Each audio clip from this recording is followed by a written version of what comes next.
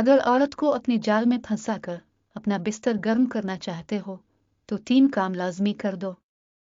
अस्सलामु अलैकुम नाजरीन, औरत का दिल रुई की तरह नर्म होता है और औरत नर्म मिजाज मर्दों को बहुत ज्यादा पसंद करती है। हर मर्द की ख्वाहिश होती है कि वो औरत के कपड़े उतार कर इसके जिस्म के साथ खूब खेले, मगर हर मर्द औरत को खुश करने का हुनर नहीं जानता। जो मर्द की सबसे बड़ी कमजोरी होती है, जो मर्द औरत की आंखों में आंखें डालकर इसके जिस्म के साथ छेड़छाड़ करता है, इसके साथ रोमांस करता है, तो इससे औरत के जिस्म में बहुत शहवत आ जाती है। अगर मर्द औरत को अपने जाल में फंसा कर अपना बिस्तर गर्म करना चाहता है तो उसे चाहिए कि 3 काम लाजमी करे। नंबर 1, नहाना और खुशबू लगाना।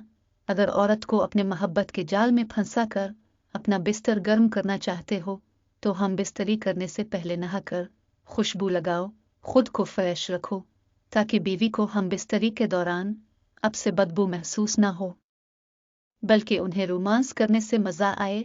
बाज मर्द कामकाज से वापस आकर सीधा अपनी बीवी के पास जाते हैं और हम बिस्तरी करते हैं, तो फिर मर्द के जिस्म के बदबू की वजह से औरत को हम बिस्तरी में मजा नहीं आता और ना ही औरत बखुशी मर्द के साथ हम बिस्तरी करती है। नंबर 2, मेडिसिन का इस्तेमाल न करना।